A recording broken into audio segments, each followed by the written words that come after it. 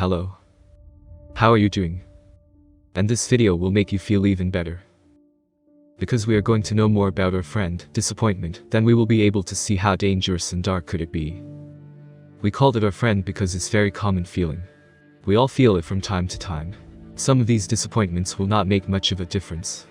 But there are also disappointments that can change the course of our lives. What we need to understand is, there are no experiences that are entirely free of disappointment, because there is possible chance that things go wrong.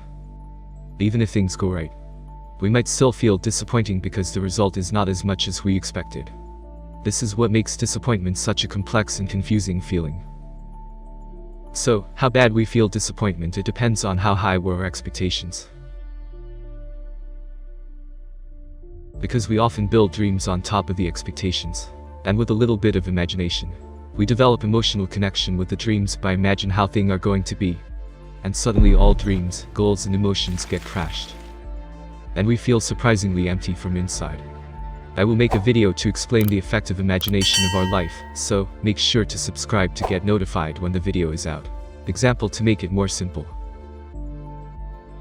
Imagine you are applying for a high-paid job, so you expect to be hired and get promoted right away.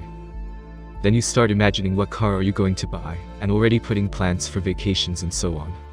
With that kind of imagination you are developing emotions toward that job application. And then all of that disappear.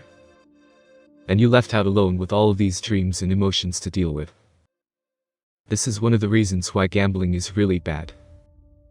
Keep in mind that disappointment will not come alone. But it comes with waves of emotions, and ended up on the long empty road of aggression.